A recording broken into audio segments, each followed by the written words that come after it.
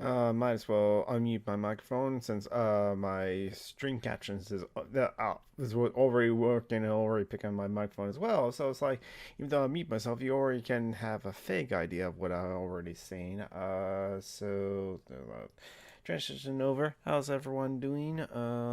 That's right. I wanted to. Yeah, not click over there. That's fine. That's working. Captions is working and. Uh, think I shared this in all the right places that I want to. I guess there could have been a couple more places I could share it, but that'll be fine for now. And so I'm gonna click back onto this and okay, there we go. Everything's set up as it is. Welcome, lads, lasses, and NB badasses. Yes, it's time to learn how terrible the United States is. Because the last time I read the first chapter of People's Histories of the United States, it was on Thanksgiving. I figured it was an appropriate thing to read on like Thanksgiving, a chapter of, especially the first chapter of Howard Zinn's People's History of the United States. So I figure for the 4th of July, let's read the second chapter as were. And I haven't like actually gone through to make sure it's like, oh, at what point does Howard Zinn eventually get to the independence as it were, or 4th of July as it were. But like, I figure it's just like, since this holiday is about the United States of America, or as I call it, the imperialist corporations of white supremacy, that like eventually we'll get to that point sometime soon. There is the reading, so you can actually reading and to like get to like the point where we are, because that is the web page I'm reading the book from the Anarchist Library, because the People's Histories of the United States is up on the Anarchist Library. I am reading from the browser. And if anyone like wants me to switch this over to dark mode, I can easily do that. Hold on, let me see if I can like do that right now without like changing things. I have to like go into settings. I don't think I can like change it right this moment as well. But that's probably something I should do in the future. So as always, this is also like as always my streams, I'm raising funds for like Phoenix and Johanna. They're kind of like, I think both of them. I'm not sure if like Phoenix will need money soon, but the Phoenix and Johanna, they always need money as were, and so even if you go down to the panels below or use the command exclamation port Phoenix or exclamation port Johanna, and it's two ends in Johanna. To find out the information, but even if you can't like financially help out, it'd be greatly appreciated if you're able to financially help out. And hello, Flu Fanatic, but like you can go to down to the panels as well, and if you haven't already, you can share around Phoenix's GoFundMe or Joanna's Begging Bowl. That can hopefully help. That can help if like getting more eyes on us, and hopefully like getting more eyes on those charity links that they will have like get like hits off of it too. So, Food Fanatic, of course, we're learning about how terrible the United States is.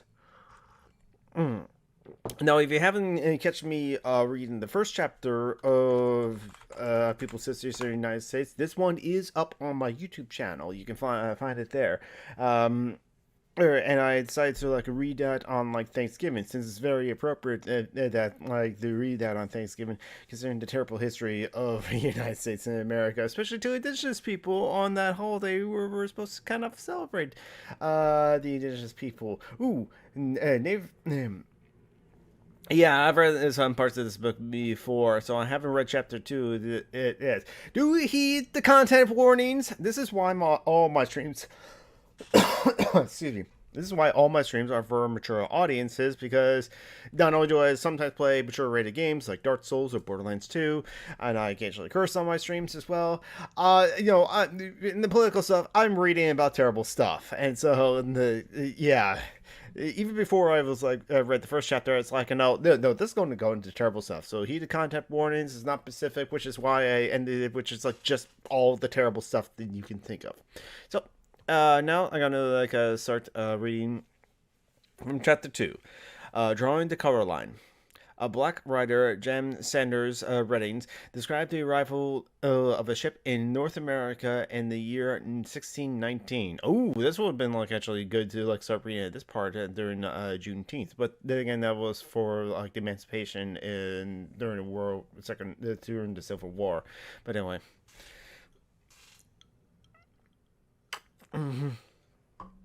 Um, but anyway, I continue on with the quote.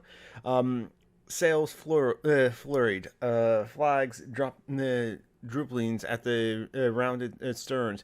She rode the tide in from the sea. She was a strange ship, indeed, by all accounts, a frightening ship, a ship of mystery. Whether she was a trader, privateer, or man of war, no one knows. Though her bulwarks, black-mouthed cannons yawned, the flag she flew was Dutch. Her crew on Montley, her port a call, English settlement, Jamestown, in the colony of Virginia. She came, she traded, and shortly afterwards was gone. Probably no ship in modern history was carried a more pretentious freight. Her cargo, 20 slaves. Yeah, 20 enslaved people, because, yeah, they were already like doctors, lawyers, scientists, teachers, carpenters, mechanics, or there were already people, seamstress, there were many people of many different like occupations as were. They became enslaved when they come over to this country. So continuing on. All right, there is not a country in world history in which racism has been more important for so long a time as the United States. The problem of the color line, as W.E.D. Du Bois puts it, is still with us. So it is more of a purely historical question to ask. How does it start? And an even more urgent question, how might it end? Or, to put it differently, is it possible for whites and blacks to live together without hatred? Side note, W.E.D. Du Bois' writings and works is actually really good. I do recommend you check out The Soul of the Black Man by W.E.D. Du Bois. Very good scholar, very radical too. And I will say this, is it possible to, I would just give a very quick commentary. As a white person, when I hear a black person says, I'd rather not deal with white people, I am the opinion of like, you know what, fair enough. And also, I am a narco-syndicalist and have a conversation with Taffy Wolfes too, and I have to agree with her that, like, listen, if we get to our ideal future where we abolish capitalism, abolish the state, and abolish all the other systems of oppressions as well, or like, for this example, if we abolish capitalism in the state and can live in a post-scarcity society and, like, form our own communes, our own municipalities, if black people want to have their own municipality, their own confederacy, their own commune of just people of color or of just no white people whatsoever, that is their right. We got to respect that. And conversely, we cannot like exclude black people or people of color or any non-white people from our communes, municipalities, or confederacies if we set that up in this post-scarcity, post-capitalism, post-state society world, I should say.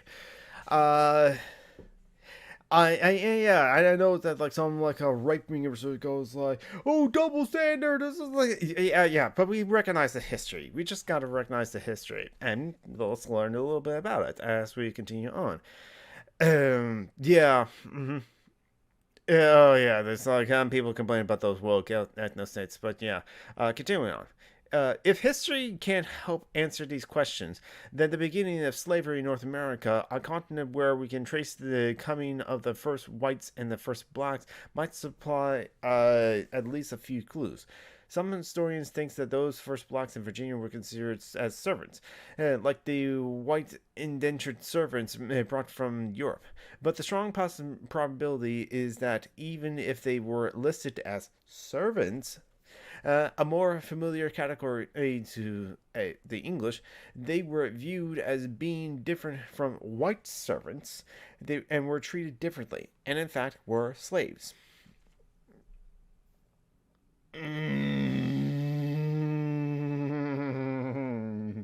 Oh yes, Food Fanatic. Okay, so for the listening audience, yeah, Food Fanatic said in the chat that like the woke ethno states, and it's like a lot of white anarchists quotes argue against black nationalism and land back along that line. Oh, this is why I actually do support black nationalism and Pan Africanism and like a land back, and I, as a white person, do not insert myself into those conversations as well. I just listen to those voices and to those people who are talking about it, and listen to the people who advocate for land back and who advocate for like reparations, who advocate for like black nationalism or pan africanism, and just like listen to them and what they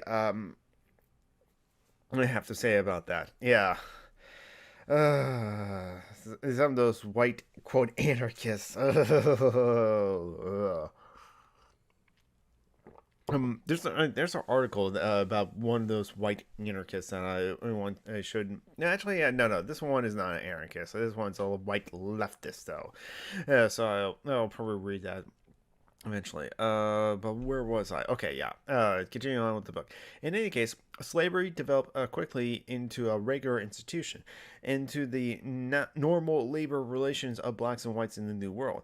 With its development, that special racial feeling, without whether hatred or contempt or pity or patronage, that accompanied the inferior position of blacks in America for the next 350 years.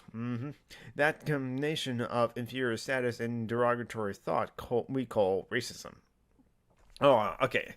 It's kind of funny that like recently that like conservatives who are always like against any kind of like progress at all. Now one of the boogeymans is that they are talking a lot about is a critical race theory. I actually have a book titled that critical race theory that I need to read as well. And to one photo I saw of a white person, a white woman, who had a red T-shirt on, that was at this town hall or town meeting or something like that. It said, "I love freedom of speech" or something like that. It had a sign that's like CRT, but the CRT stands for creating racial tension. Oh. Again, I don't blame black people for not wanting, or people of color for not wanting to deal with any kind of like white people whatsoever, considering many of the examples, like the one I just mentioned, that are out there, especially in this country of America. Anyway, continuing on with the book. Everything in the experience of the first white settlers acted as a pressure for the enslavement of blacks. The Virginians of the 1619 were desperate for labor to grow enough food to stay alive. Among them were survivors of the winter of 1609 to 1610, the starving time when craze for want of food, they roamed the woods for nuts and berries, dug up graves, and to eat corpses. Wow! And to die in batches until like 500 colonials were reduced to 60. Wow! I didn't know about like the eating corpses parts. That's kind of one of the things you don't learn about like when you learn about the founding of Jamestown. It wasn't covered in like movies like Pocahontas. Well, there's a lot of problems with the movie Pocahontas. Color of the Winds is still a good song. Continuing on, though. In the journals of the House of Burgesses of Virginia is a document of 1619 which tells of the first 12 years of Jamestown's colony. The first settlement had hundreds of persons who had one small laddie of barley, who had one small ladle of barley per meal, and when more people arrived, there was even less food. Many of the people live in cave-like holes dug into the ground, and in the winter of 1609 to 1610, they were, good start of quote, they were driven through insufferable hunger to eat those things which nature most abhorrent, the flesh and excrements of man, as well as of our own nation, and as a Indian, dug by some dug by some out of his grave after he had laid buried there, dazed and wholly deformed in him. And however, envying the better state of body, and any whom hunger has not yet so much wasted as their own, lay wait and threatened to kill and eat them. One among them slew his wife as she laid in his bosom. And to slay his wife as she slept in his bosom, and cut her into pieces, salted her, and fed her until he had cleaned and devoured all parts, saving her head.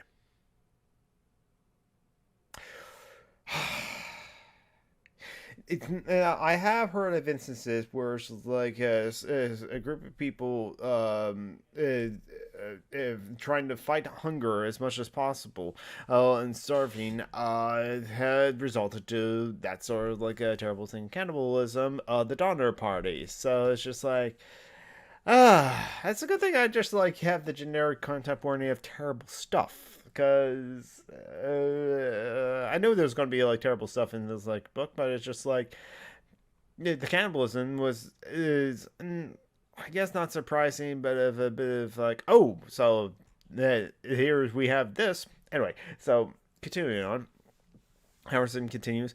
A petition by 30 colonists to the House of Burgesses complaining against the 12-year governorship of Sir Thomas Smith said, sort of quote, in those 12 years of Sir Thomas Smith, his government, we aver that the colony for the most part remain in great want and misery upon most severe and cruel laws.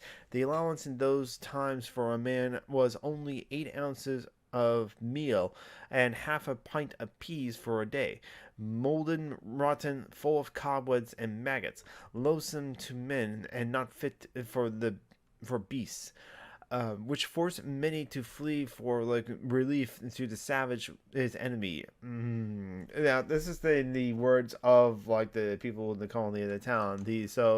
I wouldn't use the word savage to describe the indigenous people, but these are the writings of the like English colonizers. So yeah, continuing on, who being taken again were put to sundry deaths as by hanging, shooting, breaking upon the wheel, of whom one for stealing 2 or 3 pints of oatmeal had a boken and thrust through his throat, and was tied a chain to a tree until he starved. That's some kind. It's a foreign punishment for sure.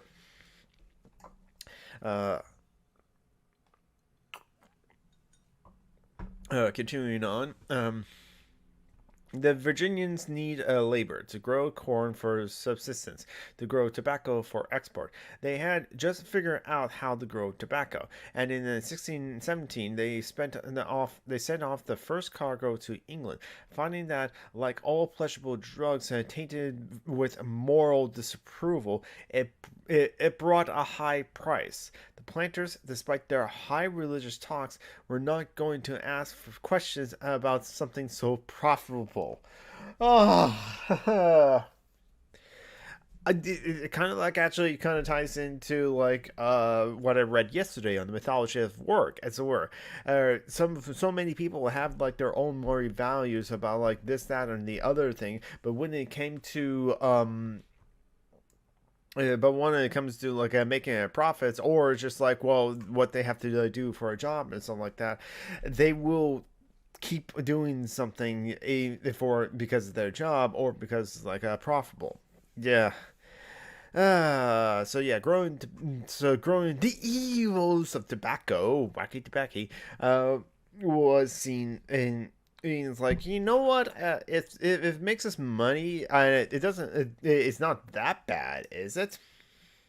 I wonder if like that people were aware of like the risk of tobacco smoking or inhaling as were back in the 1600s. I bet some people knew.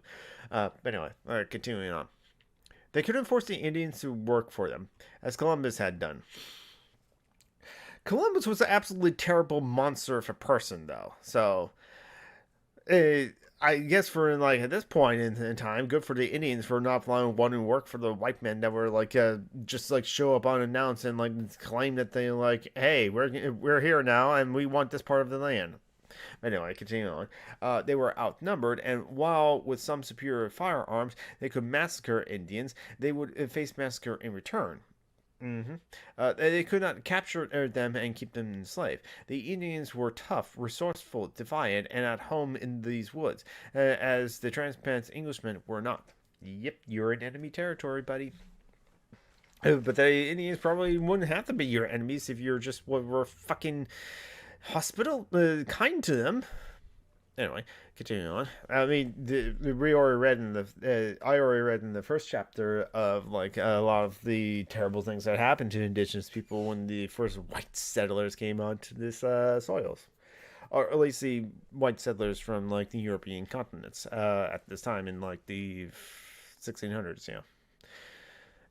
Yeah, the 1600s and a little bit in the 1500s. Anyway, continuing on. White servants had not yet been brought over in sufficient quantities. Besides, they could not come out of slavery and did not have to be more than contract their labor for a few years to get their passage and start anew in the new world. As for the free white settlers, many of them were skilled craftsmen, or even the bands of leaders back in England, who were so little inclined to work the land that John Smith, in those early years, had to declare a kind of martial law, organize them into work gangs, and force them into the fields for survival. I mean, again, when there was like the terrible starvation happening, something has to be like done for the I guess the good settlement, as it were. And of course, like the concept of like anarchism wasn't widely known now, and they were kind of used to be like under the rule of a king. So being under the rule of like John Smith, who's inflicts martial law, is I'm sure upsetting to them, but like not surprising. Or like not surprising that was like the established way of like organizing things. Continue on. There may be a kind of like a furious rage as their own impotence, ineptitude. At the Indian superiority at taking care of themselves, they made the Virginians especially ready to become the masters of slaves. Edmund Morgan mentioned their moods as he wrote in his book American Slavery, American Freedom. You can start with a quote. If you were a colonist, you knew that your technologically was superior to the Indians. You knew that you were civilized and they were savages, but your superior technology had proved insufficient to extract anything. The Indians kept them to themselves, laughed at your superior methods, and lived from the lands more abundant and less labor than you did. And when your own people start deserting in order to like live with them, it was like too much. So you killed the Indians, tortured them, burned their villages, burned their cornfields. It proved your superiority in spite of your failures. And you gave a similar treatment to any of your own people who succumbed to their savage ways of life, but you still did not grow much corn. End of quote. Well, I think this is a common like trend amongst white rage, as it were, or of like they feel that this is white supremacy. This is how the white supremacy is as it were. Despite the white man's failure, as it were, he still feels himself to be superior to, as this book calls them, the Indians. Of course, they're referring to the indigenous people, but yeah. And so it was like even when the person's failures, they still feel like they have to like bring someone down a notch in order to like make them superior. Of course, how they do that is like absolutely terrible, like things of like killing, torturing, and burning down villages and cornfields. And the burning down the cornfields, it's just like that's also not a smart thing to do. They're absolutely terrible to like kill Indians, torture them, and burn their villages. Absolutely, but when you burn down the cornfields, you could at least like took them as like something to eat when you were and you clearly didn't know how to grow the corn. But in order to make themselves feel better despite their failures, they have to like punch down, as it were.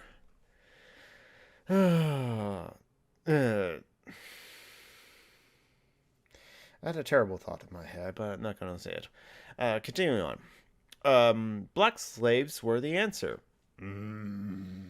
Well, of course, this is the history of the United States and America, so of course. And this is the history of the original colonies, so of course.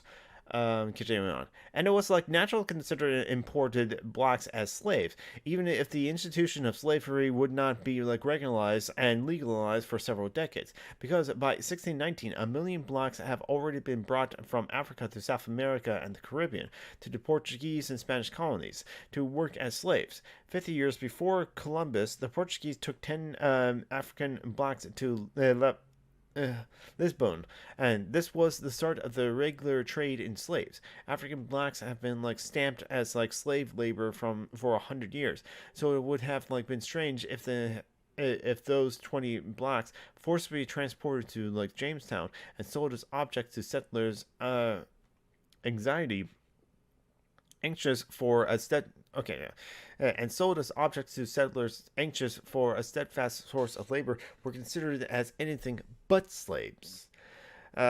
Yeah, so it's like once they were already considered property, either by the Spanish or the Portuguese before that. So yes, there's going to be like some stands for like whiteness and white superiority and white supremacy and like America, so where they'll go, see, it wasn't America, so the English just started it first. It was the Spanish and the Portuguese. But yeah, as pointed out, we still bought them as slaves.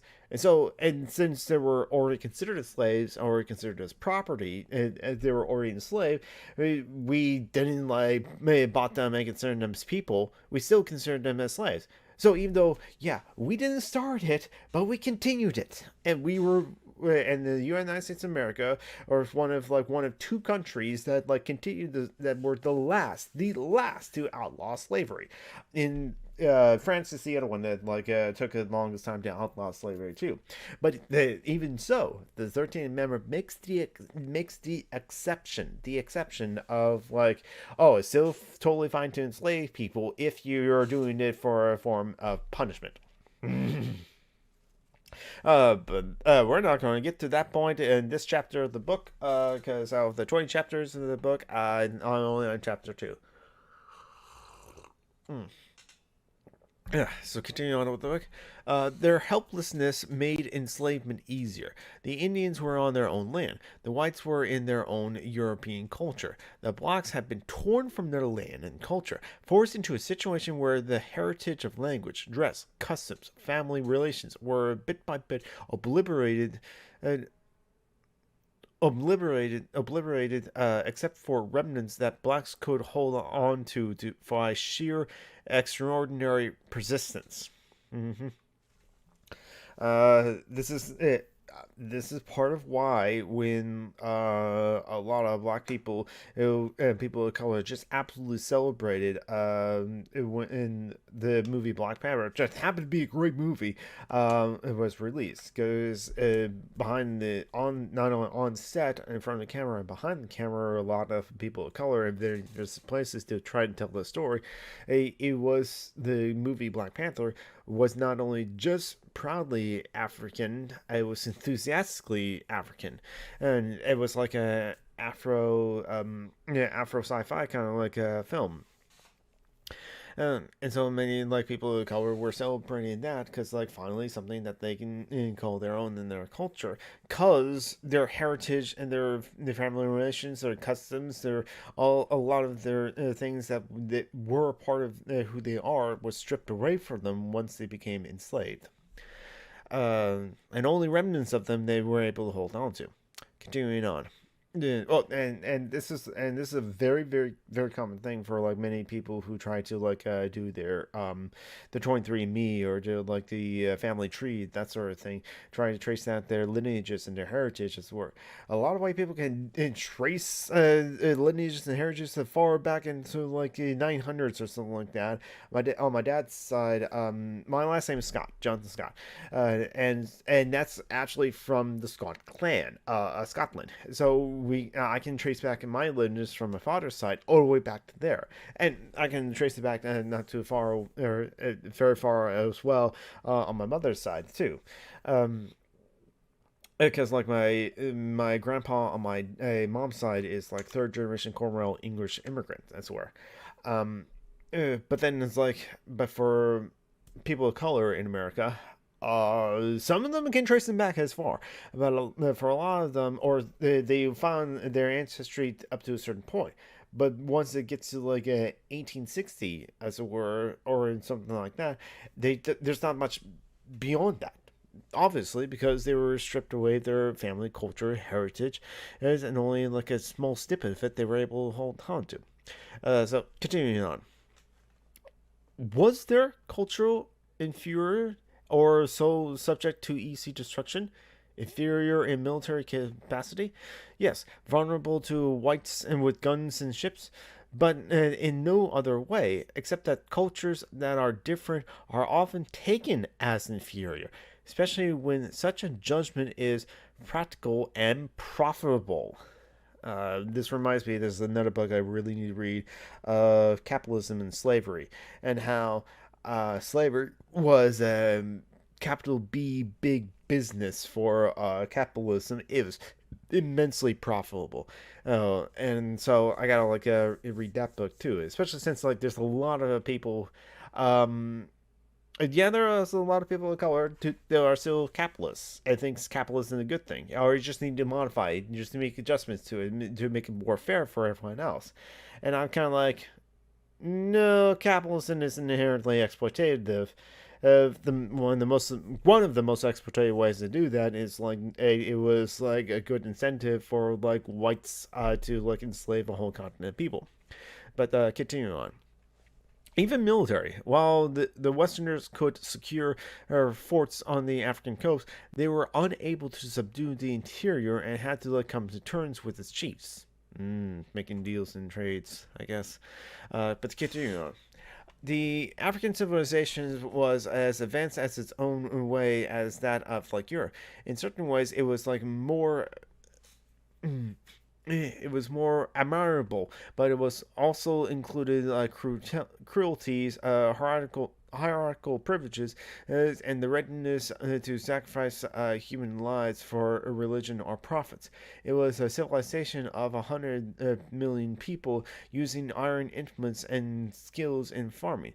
It had large urban centers and remarkable achievements in weaving, in ceramics, and sculptures.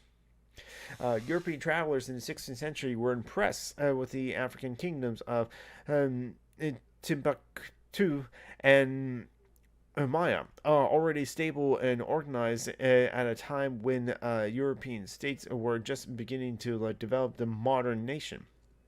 In 1563, Rosman, secretary of the rulers in Venice, wrote to the Italian merchants, "Let them go and do business with King of Timbuktu and Maya, and there's no doubt that they will be well received if their ships and their goods and treated well, granted the favors that they ask."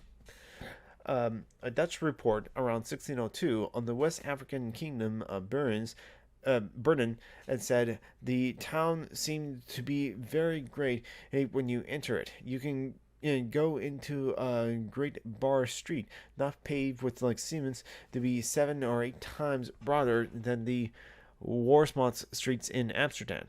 The house of this town stand in good order. One close even with the others as the house in Hollandstad. The inhabitants of the Guinean coast was described by one traveler around 1680 as very civil and with and good-natured people, easy to be dealt with. Okay, maybe I'm reading how he says easy to be dealt with a little differently. Yeah, hold on. Maybe continue on reading, and maybe you'll be elaborate on what he means by easy to be dealt with, condescending to what Europeans require of them in a civil way, and very ready to return double the presents we make them.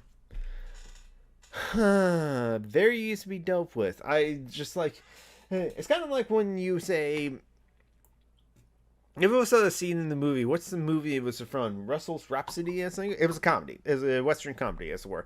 Where it's like the mob bosses saying, like, I take care of them. What do you mean by take care of them? Listen, guys, when I say take care of him, I mean go out and shoot them. And then later on in the scene, is his daughter, the mob boss's daughter, comes in and like says something, and then she just like faints on the couch, as it were. Then he like says to, the mob boss says, he goes, "Ah, oh, guys, take care of her." And they look at each other and just go, and start pulling on their guns. And then the guy said, no. I mean, take her upstairs. Take her upstairs. So that's why it's just like, I was like, what do you mean by easy to be dealt with when you're referring to like people on the Guinean coast? What are you talking about, traveler? What are you talking about? Because I'm sure like Christopher Columbus said something similar about the Taino people, that like they're easy to be dealt with. Taking a drink.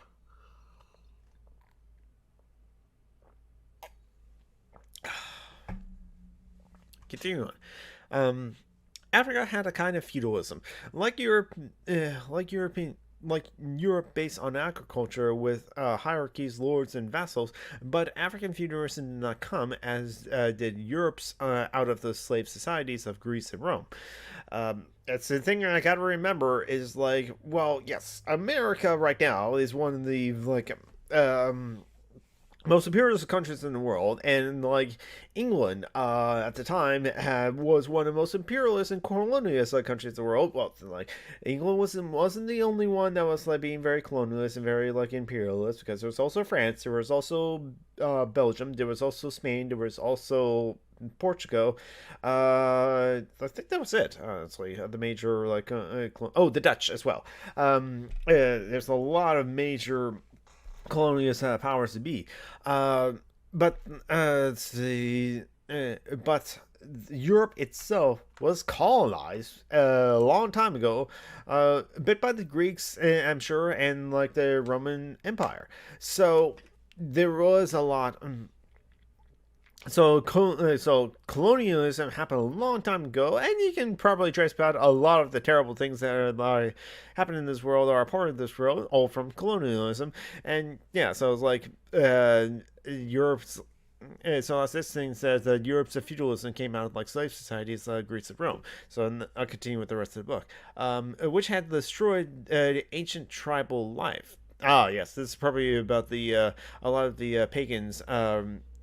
Groups that were around in Europe at the time. Very true. Continue on. In Africa, tribal life was still powerful.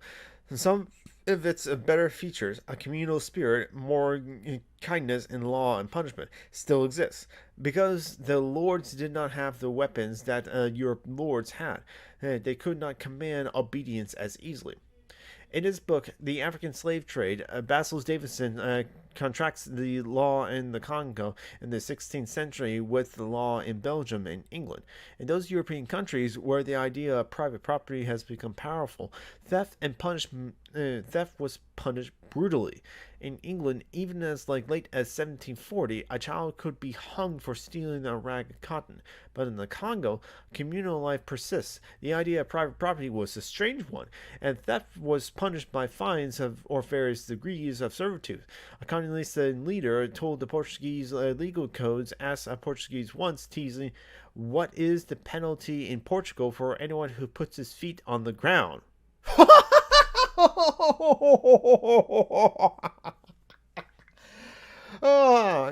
And yet in some ways, we do have laws against like where certain feet are on certain places of the ground. Jaywalking, as it were. But of course, there's the whole thing of walking while black, which is just the cops thinking that the cops right now in the United States thinking they can get away with like anything, and actually cops around the world and in like Europe and some places like that. But it is, but yeah, think about this. Yes, in Aladdin, in the 1991 Disney animated film, I think it's 91, maybe it's 92, 93. But anyway, in the early 90s animated film of Aladdin, the main character, Aladdin, I was like, what's his like name again? Okay, yeah, the title. he stole an apple, and the punishment was getting his hand cut off. And we, the white people, like to think, well, look at the brutality of the people in the Middle East there, and that ties into the Orientalism and the persecution of the Orientalism and the perceived like barbaric nature of people in the Middle East, and just like, oh god, this is why so many people think that like America is such a great country and it's better than all the other civilizations. No, a lot of right wingers do actually like say, "Come on, we know that the America's culture is the best culture there is, right?" Yeah, but yet that's sort of like a thing that we put onto like countries or societies of brown and black people in the Middle East actually were happening quite frequently in European countries in the 1700s. And again, as late as like 1740. Now the child didn't get his hand cut up, a child can get hanged. But yet like the people of the Congo were just like had much more kindness in the punishment for laws, as it were, and it's just like it's more like you get time off or have to like do community service cleaning up the place, as it were.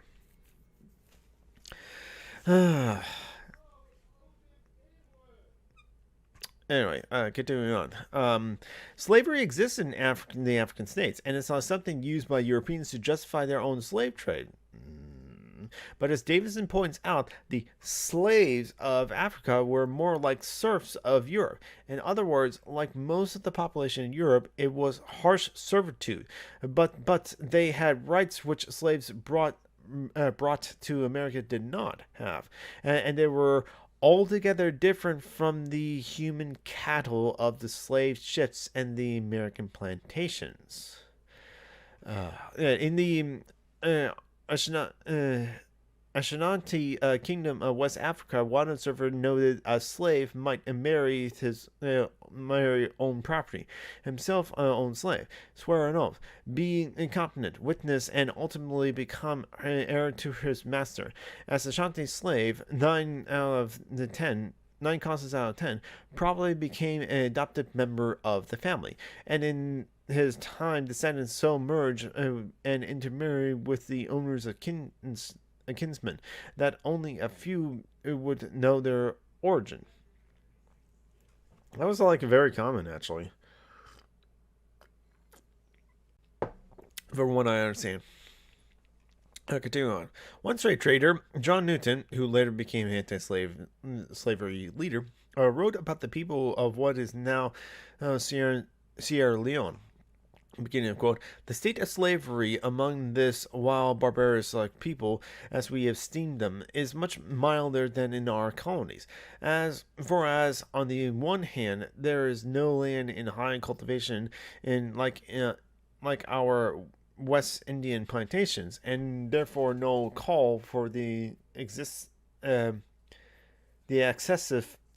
unintermittent labor which exhausts our slaves. So, on the other hand, no man is permitted to draw blood even from a slave.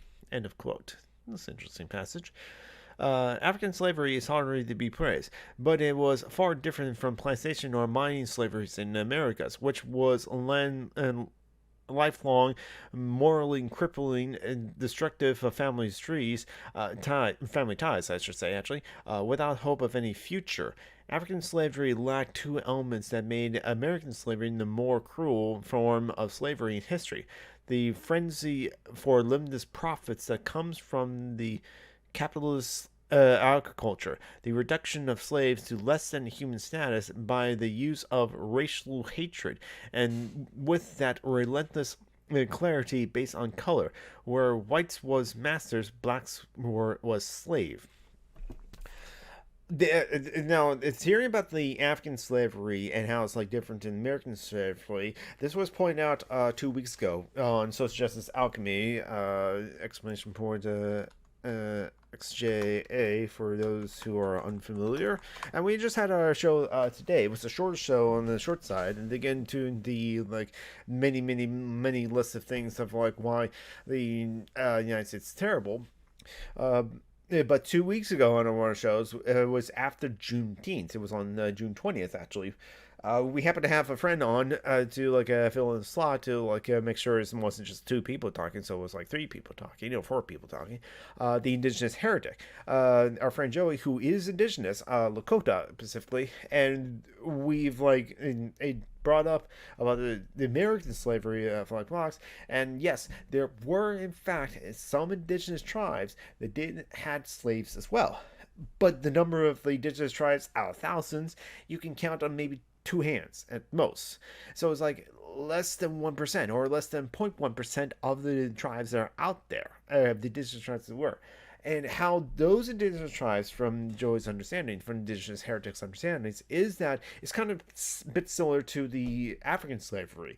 The indigenous slavery is like they didn't have shackles. If the indigenous tribes that did actually own slaves didn't put the slaves in shackles.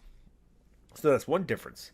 So it's kind of like they weren't so much treated as cattle as like the Americans treated the slaves that they got from Africa. And so for those indigenous tribes, again, this very small handful of indigenous tribes that actually did have slaves, you could run away if you want to, if you're able to, and you can survive on your own if you like escape, as it were. So it was like very different treatment, and it's different treatment of their slaves as compared to like America and their treatment of slaves, as they were just absolutely pure property and they had less than human status, to where it's like this is true. That's George Washington, the General Washington. Yes, the first president of the United States. He, in order to like make new teeth for his dentures, took teeth out from the African slaves that he owns, and after he got married to his like wife Abigail. No, wait, it wasn't Abigail. Abigail, that's John Adams' wife, Maria, who was already wealthy in her own right already and had many slaves in her own right already. There we go. Okay. Sorry about that. And I don't know where I last left off. At least I know where I last left off in the readings, but I don't know where I was in my middle of my tangent, as it were. Okay, so what happened? Again, this has been happening quite a bit. Or like every so often. And it is frustrating because I just don't know how to fucking fix it. Is that I lost internet. I just lose internet. I just lose internet because Comcast fucking sucks. And I don't think there's any other options, as it were, for streaming for like a broadband internet, so or that, or I have to like pay out the nose in order to like get more of it. So let's see. The stream is back. I'll just say that and retweet it. Because this happens quite a bit. Yeah. Caption's still working. That's good. And yeah, everything's smooth. So I just lost internet. But the problem is also when I lost internet, so I had to like go back and reset the router in order to get the internet back. But then also another problem is like when I finally did reset the router and get internet back, the OBS was disconnecting, and it was like after 5 attempts, and it tried to reconnect, and it didn't find it. So once I finally got internet in the back, it was waiting 300 seconds in order to reconnect. It's like, I'm not going to fucking wait 5 minutes to just reconnect. I got internet back now. Reconnect back now. I guess I should, when that happens, just like stop streaming, as it were, or something like that. But it did something like funky where it's just like, so I stopped streaming, tried to like start streaming again, but it didn't want me to. So I had to like close down OBS as well, and then reconnect to my Twitch account in order to have OBS reconnect to my Twitch account in order to finally get back. So things should be working now. I'm going to test to see if my chat box working. Well, the stream is working as DQuag is here. My chat box on stream is not working. So there we go.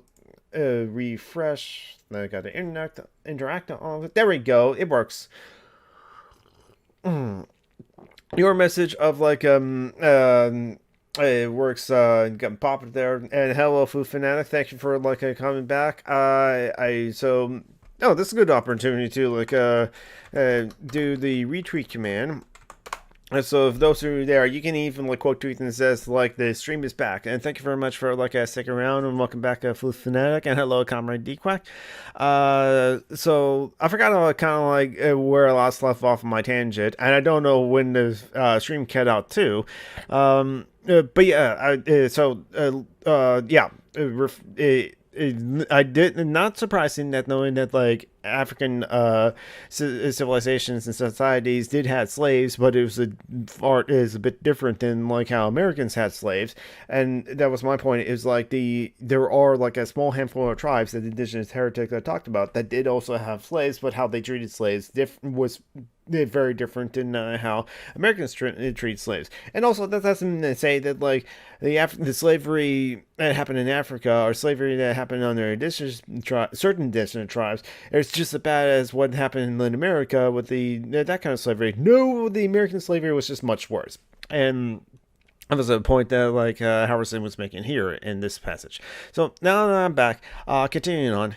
And in fact, it was because they came from a settled culture of tribal customs and family ties, of communal life and traditional ritual, that African blacks found themselves especially helpless when removed from this. They were captured in the interior, frequently by blacks that kept up in like slave trades themselves, caught up in slave trades themselves, not kept up, caught up. I should learn to read. Especially since I'm doing a reading stream, continuing on, sold on the coast, then shoved into pens with blacks of other tribes, often speaking different languages. The conditions of capture and sale were crushing admirations to the black Africans of helpless in the face of superior force. Oh, wait, I gotta like touch back on the here, because a lot of white supremacists would point out, like, see, the Africans were also like enslaving their people and selling their people to us, as it were.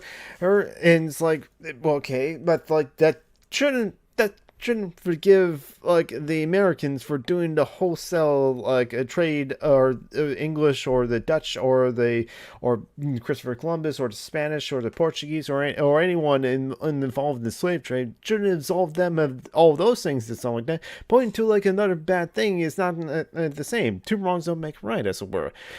And we've already covered this is like slight different. There are differences between American slavery and African slavery, but or indigenous slavery and American slavery. Continue on. Besides, so like maybe the people, the like chiefs or all these other people were of the warring tribes, as it were, and that kind of happened too. And so they were the conquerors of like those battles as well, and get to like sell off people. It's still terrible, but still shouldn't absolve the Americans for their terrible slavery and history of slavery. They still have to pay reparations, I say. So continue on. The conditions of capture and sale were crushing aberrations to the black Africans of the helplessness in the face of the superior force. The marches through the coast, sometimes 1,000 miles, with people in shackles around necks under whips and guns, were... Okay. Just a little hiccup, as it were. Kind of like I have a bit in my stream over here that I saw, and I was like, wait, it's like buffering. It's like, okay, no, and I also see the status of my stream in my OBS. It's like, okay, for a moment it was red, but it's now back to green. And I have dropped frames, yes, but like it should recover, and it's worth, and it's early in the stream anyway, so it's all good. I'm going to reread this part. The conditions of capture and sell were crushing aberrations to the black Africans of his helplessness in the face of superior force. The marches to the coast, sometimes of thousands of miles, with people in shackles around the necks and under whips and guns, were death marches, in which 2 of every 5 blacks died. On the coast, they were kept in the cages and they were picked and sold. One John Barber at the end of the 17th century described these cages on the Gold Coast, sort of a quote, as the slaves come down to Fiji from the inland country, they are put in a booth or prison near the beach. When the Europe's Europeans are to receive them. They are brought out onto the large plain where the ship's surgeons examine every part of every one of them, to the smallest number, men and women being stark naked, such as are allowed good and sound and are set off at one side, marked on the beast with a red hot iron, and imprinting the mark of the French, English, or Dutch companies. The branded slaves after these are returned to the former booths where they await shipments, sometimes 15 days.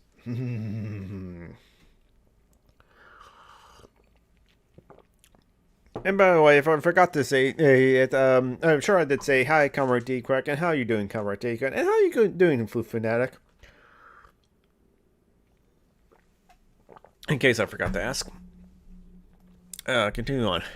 Then they were a pack aboard the slave ships in spaces not much bigger than coffins, chained together in the dark, wet slime of the ship's bottom, choking in the stench of their own excrement. Documents of the time describe the conditions, beginning of quote. The height sometimes between decks was only 18 inches, so that the unfortunate human being could not turn around, or even on their side. The elevation between a less than the breadth of their shoulders, and here they are usually chained into the decks by the necks and legs. In such a place, a sense of misery and suffocation is so great that that the N words, I won't say that word as word. It's not the ones it's not the N word that ends in A or ends in RE, but ends in RO. I'll just not say the one, and that the N words are driven to frenzy. Continuing on. That was the end of the quote, and I'm about to continue on. On one occasion, hearing a great noise between bellowing necks, as where the blacks were chained in together, the sailors opened the hatch and found the slaves in different stages of suffocation.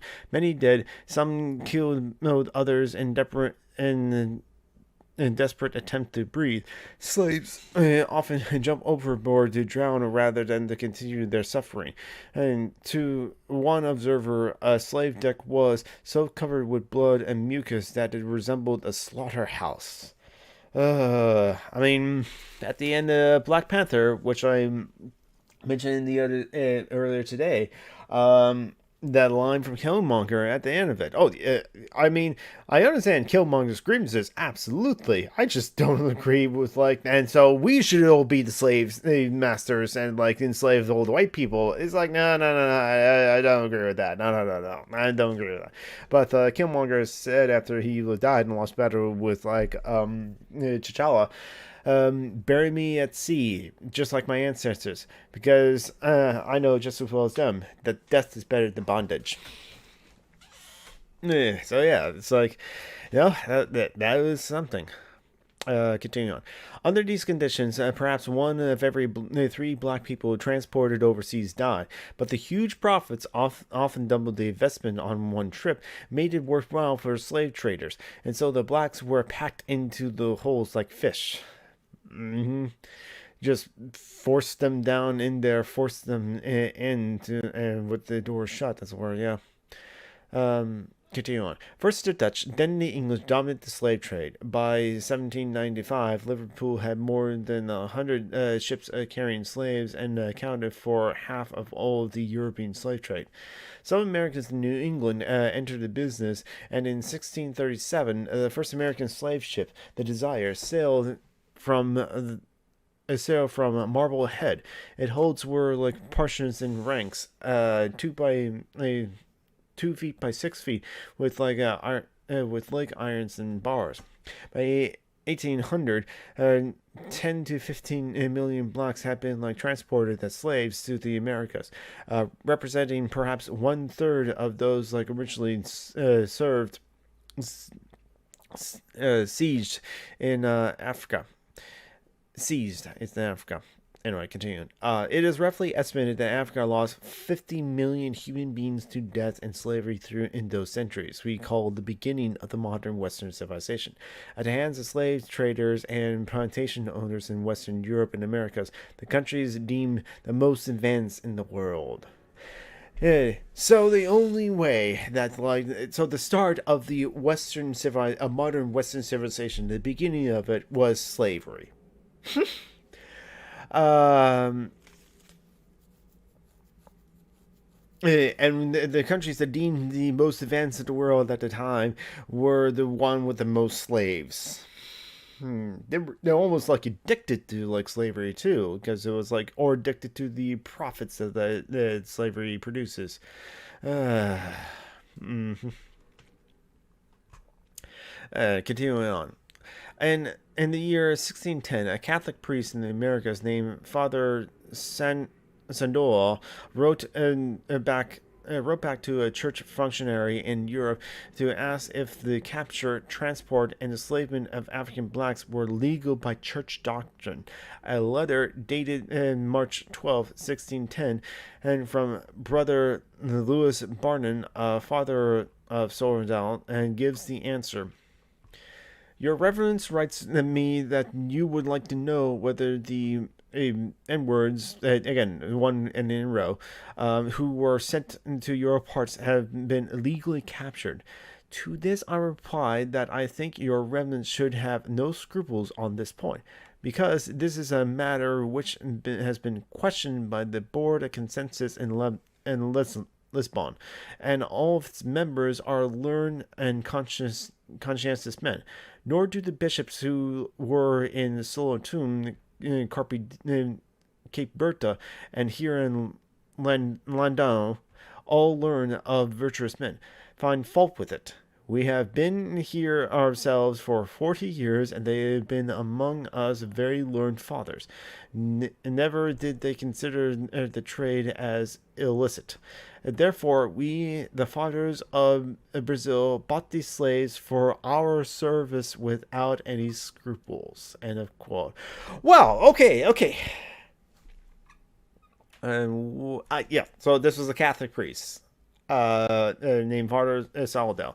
That was kind of like, wait a minute, is this are we as Catholics in this Catholic Church okay with this?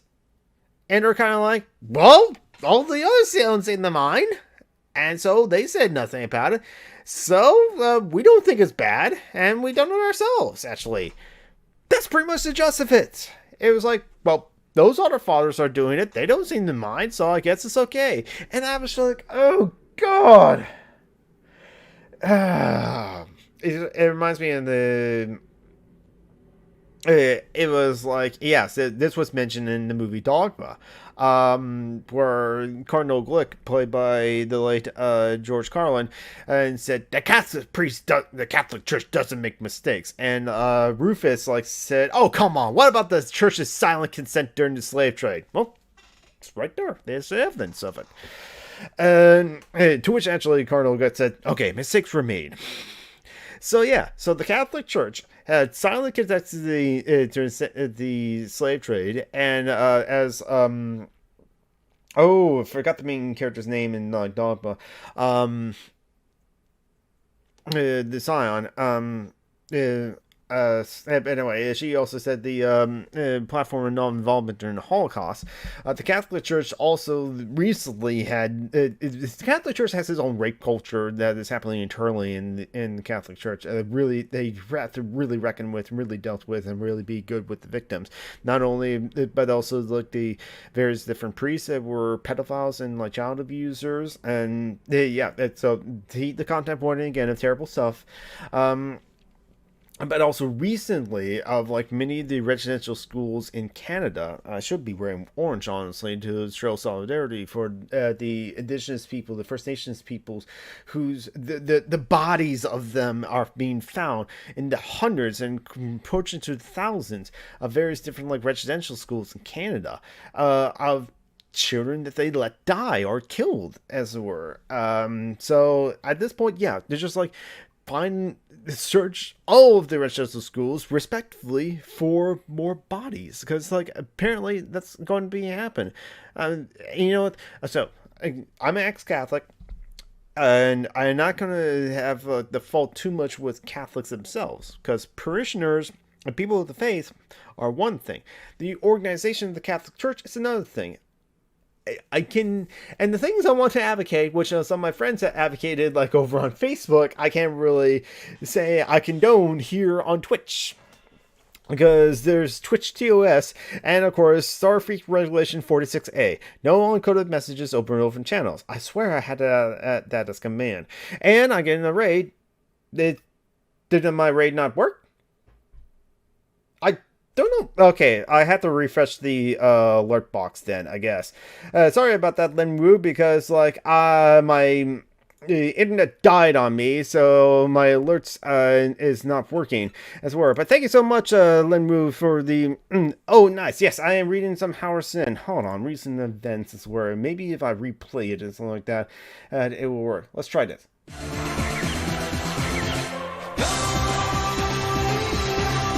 Welcome on in! I knew it. I had to refresh my alert box, and then since the raid happened before, I just had to refresh the event, and so it works now. But thank you, Lin Wu, for raiding into the party too, and welcome, Studsturiskis. Welcome on in. And yes, I am reading. Actually, I have a command for reading, so you can read along with me. Right now, in the middle of Chapter 2, and some parts in Chapter 2 of A People's Histories of the United States of America by Howard Zinn. Because yes, as Lin Wu was reading earlier in the stream, you can tell, and please tell us how was your stream. Found include a textbook that I had in school. Yes, exactly. Hey, and that's the thing, Studs Turansky. I was never taught Howard Zinn in school either, and so yeah, last year Trump, that terrible president, was cowering or telling about the evils of Howard Zinn being taught in schools. It's like, wait a minute, there were schools, public schools, American public schools that were teaching Howard Zinn. Where were they? Because I would have been interested in that. But yeah, welcome on, Lin Wu. For those of you who are new to my channel and not familiar with me, hello, I'm SomeRandomG. Jonathan Scott's my real name. That's public knowledge. I'm a genderqueer, demi-non-binary man plus dude with they, he pronouns, what I am a man. And Studs Versky. Oh. You're welcome. So I'm a variety streamer in that I also play a variety of video games of whatever I feel like it, like roguelikes, action platformers, RPGs, Stardew Valley. But I also occasionally do political streams. But I do the kind of collaborative learning, learn with me kind of political streams, where it's just like, even though I rant, rave, go on tangents, as it were, when I do these political streams, as it were, I try my best not to be a talking head yelling you and telling you how the world is. Instead, I'll read something I want to learn more about, and reading them out loud is a way for me to retain the information much more thoroughly. And so since I'm reading out, I might as well do it on Twitch and record it, so it'd be a way I can also put on my YouTube channel. And so that people can treat it as an audiobook with additional content of me giving my thoughts and views and perceptions of things and speaking them in as it were. All right, so I'm not the kind of person that will have panels or do debates, and I hate the debate culture in Twitch in the politics category. So I just do a lot of readings in the politics category as well. So welcome on in, everyone, and I'm going to continue on with reading people's histories. And thank you so much. I gotta give a shout out. Thank you so much, Lin Wu, for the raid. And I hope Shadowrun was also very good too, because she was Lin Wu was reading essays on Emma Goldman of patriotism or the evils of patriotism or something like that. Yeah, they were very good essays. I like Emma Goldman's work. So anyway, now back to the book, People's Histories of the United States of America by Howard Zinn, Chapter 2. With this part, With all this, with all of this, the desperation of these Jamestown settlers for labor, the possibility of using Indians, and the difficulty of using whites, the availability of blacks offered in greater and greater numbers by profit-seeking dealers in human flesh. And with such blacks possible to control because they had just gone through an ordeal which, if they did not kill them, must have left them in a state of physique and physical helplessness. Is it any wonder that such blacks were ripe for enslavement? Mm-hmm. And under these conditions, even if some blacks might have been considered servants, would blacks be treated the same as white servants? They probably would not. That was my company. They probably would not. Continue on. The evidence from the court records of colonial Virginia show that in 1630, a white man named Hugh Davis was ordered to be soundly whipped for abusing himself. By defiling his body in line with a N-word. Again, and N-word ends in row. 10 years later, 6 servants and a N-word of Mr. Reynolds started to run away. While the whites received the lighter sentence, Emmanuel the N-word to receive 30 strips and to be burnt in the cheek with the letter R, and to be worked in shackles 1 year or more, as his master shall see cause. Interesting. Continuing on. Although slavery was not yet regulated or legalized in those first years, the list of servants shown black lists separately. A law passed in 1693 to describe that all persons except N-words were to get arms and ammunition provided to fight off Indians. When in 1640, 3 servants tried to run away, the 2 whites were punished with a lengthening of their service. But as the court put it, the third, being a N-word named John Punch, shall serve his masters or his assigns for the time of his natural life. Also in 1640, we had the case of a N-word woman servant who begot a child by Robert Sweet, a white man. Oh boy. The court ruled that the said N-word woman shall be whipped at the whipping post, and the said Sweet shall tomorrow in the forenoon do public penance for his offense at James City Church. Okay. So the black woman that probably was a slave, so couldn't give consent, was raped. Essentially, because she can't get consent if she's considered property. Gets whipped for something that's happened to her, while the rapist just has to make a public apology. And actually, that's the sort of thing, and to a certain extent, continues on to this day. Because wasn't that long ago that a woman of color was in jail for 18 years, or got sentenced to jail for 18 years or something like that, a long sentence like that, all because she assaulted or fight back and attacked her would-be sexual assaulter, as it were, or I think it was actually her pimp. And so she was in poverty, so she unfortunately had to do the one things she can't do. Oh, I noticed another thing that didn't refresh. That I'm going to refresh right now. There we go. The donation bar refresh. I got a lot of things need to refresh. So it's the alert box, the chat box. So I guess whenever I had that problem I had earlier in chat, I'm just going to have to refresh the alert box, the donation bar, and the chat box, so that will work again. Because I lost internet, and so and I couldn't. I had to close down OBS and reopen it instead of waiting 5 minutes for it to reconnect. And I had to relog in again. Anyway, let's see.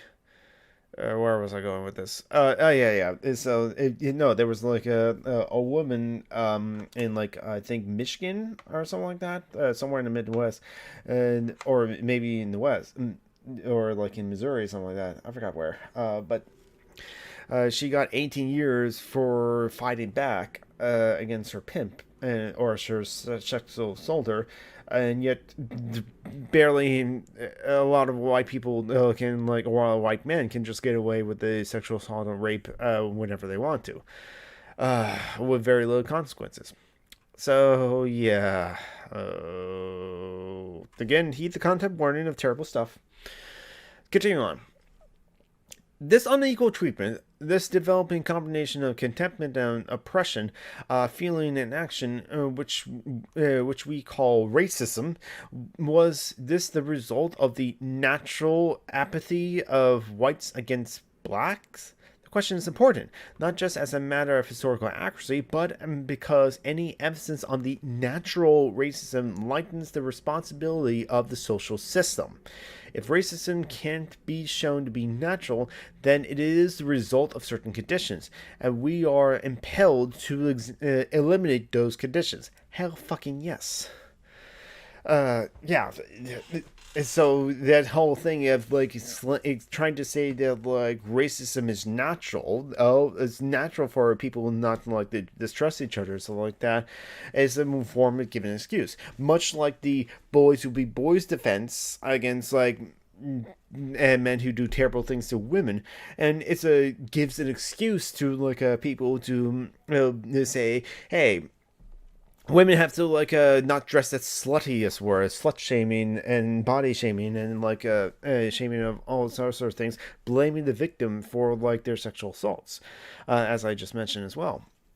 And which is why I so fucking hate the human nature argument of like humans are naturally greedy. Because if you believe that humans are naturally greedy, then you are forgiving people for just being absolutely greedy altogether, which forgives the system of capitalism, which forgives all these sort of things, and you will think that, like, as many liberals will say, oh, socialism never works because humans are naturally greedy. Then you are giving humans a pass, or you're giving the terrible greedy humans a pass for being greedy because you believe that's natural. So again, we have to just like eliminate the conditions, as it were. Because especially if we determine, like with racism, as Saurism says, if racism is not natural, then we have to just eliminate the conditions altogether. Continue on. We have no way of testing the behavior of whites and blacks and towards one another under favorable conditions. With no history of subordination, no money incentives for explorations and enslavement, no desperation for survival requiring forced labor, all the conditions for blacks and whites in the 17th century America were opposed of that. All powerful directed towards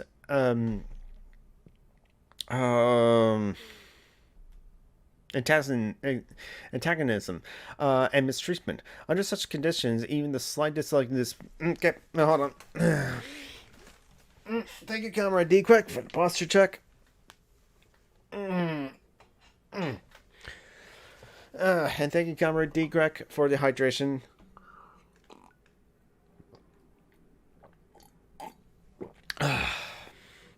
Very important to be to keep hydrated. And also got like this with me. I know it looks like orange juice. It's not really actually orange juice. Kind of close though. It's kind of like this monster juice, whatever it is. But D-Quack doesn't have pulp. Of course it doesn't have pulp. It's coming out of a can. It's not orange juice either.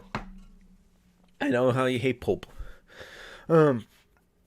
This and Linwood says in the chat, this was kind of the point of capitalism, to create a system with amoral people that wouldn't like supposedly work. Yes, exactly. Okay, yeah. Here was I gonna go back to the reading. Under such conditions, even the slightest display of humanity between the races might be considered evidence of basic human drive towards community. Sometimes it is noted that even before 1600, when the slave trade had just begun, before Africans were stamped by it, literally and symbolically, the color black was distasteful.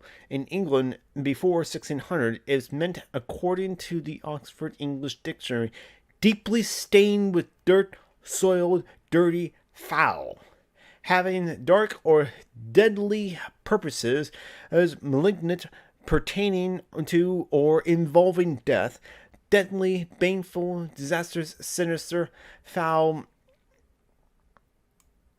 This is a word I'm not familiar with, so I'm going to copy it and go over to Google, and Google, please pronounce it for me. Iniquitous. Iniquitous. That's a good one. Iniquitous. Grossly unfair and morally wrong. Oh, wow. Iniquitous. Okay, so that's the word. It's foul. Iniquitous. Atrocious. Horrible. Wicked. Indicating disgrace, censure, liable to punishment, etc. And in Elizabethan poetry, often use the color or white in connection with beauty. I mean, still to this day, you could just try it. You can just like Google search beautiful people, beautiful kids, beautiful women, or beautiful men. And what's the most common thing you're going to see in the Google image search or DuckDuckGo search? I bet it's a lot of white people.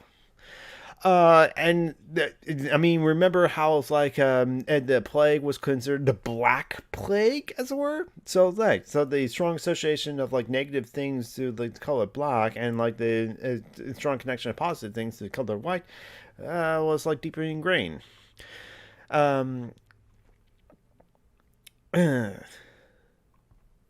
So, I can continue on. It may be that in the absence of any other overriding factor, darkness and blackness associated with night and unknown would take on those meanings. But the presence of another human being is a powerful fact, and the conditions of that presence are crucially in determining whether it is an initial prejudice against a mere color, divorced from humankind, is turned into brutality and hatred.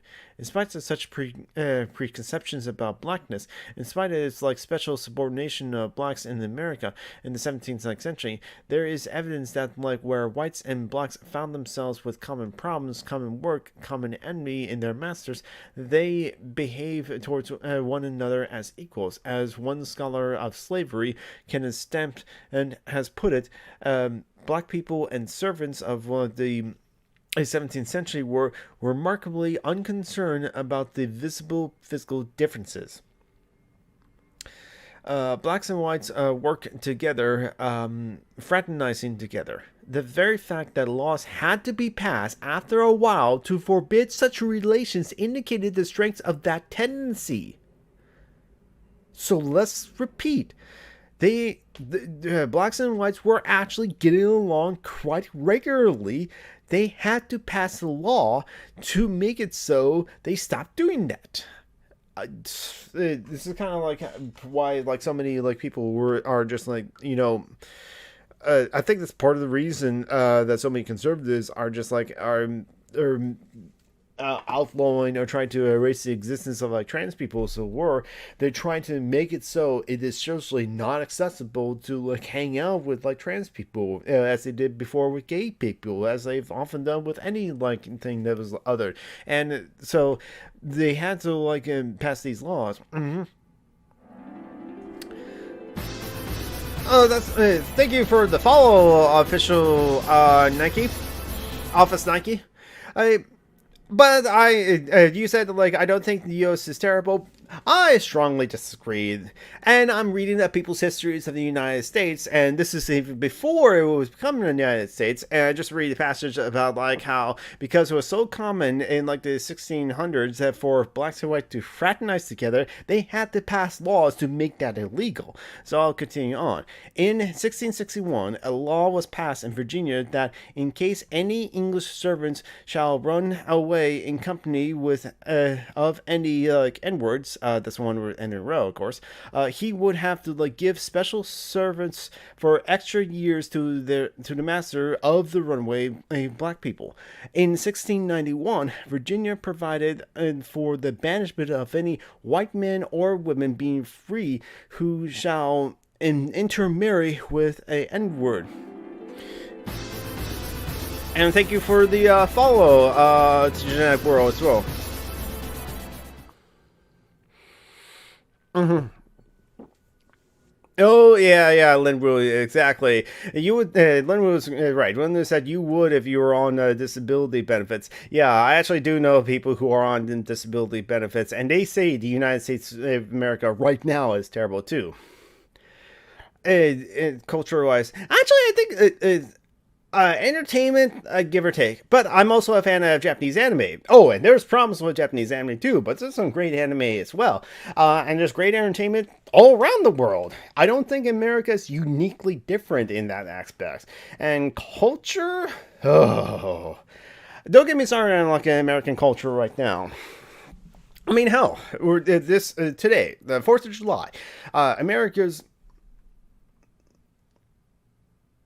I'm just going to deny that because, like,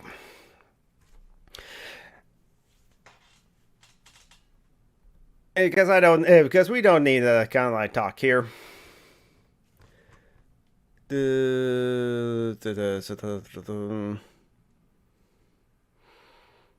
Actually, I'm fine with actually that as a block term too.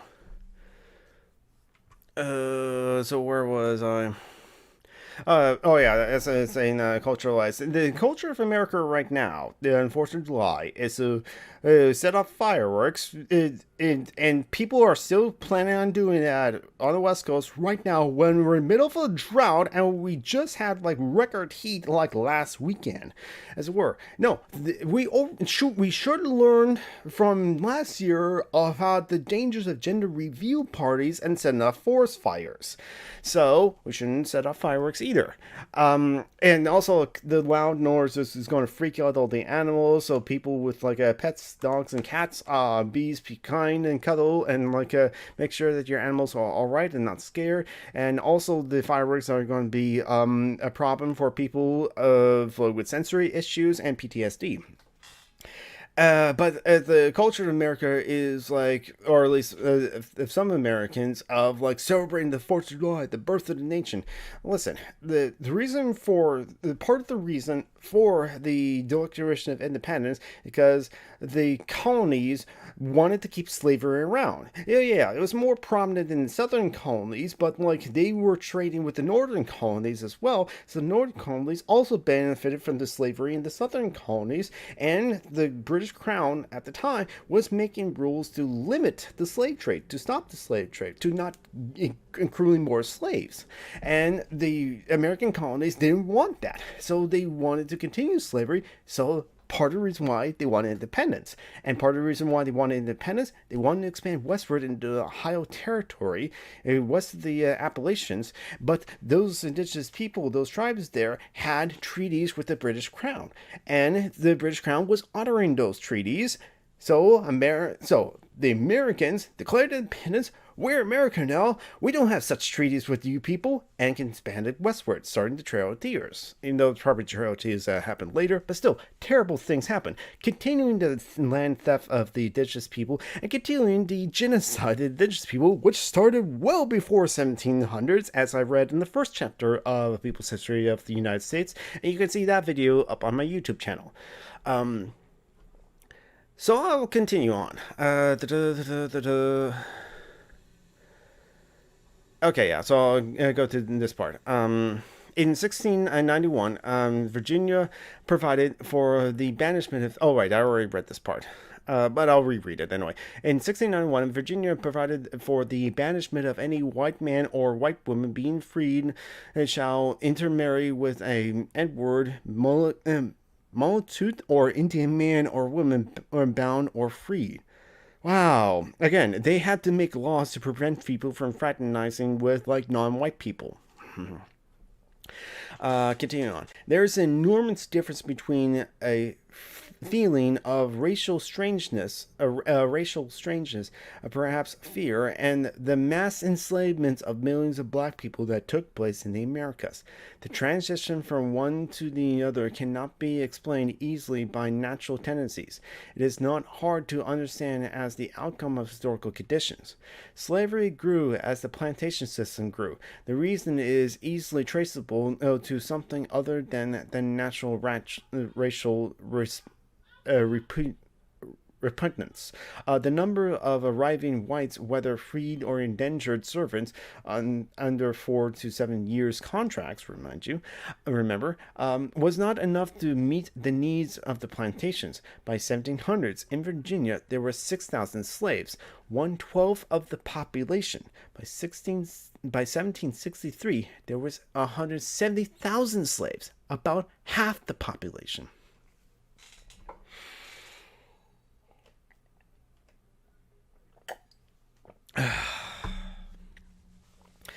Yep, the American colonies love their slaves again, which is why they want to keep them around, and hence they wanted to declare independence.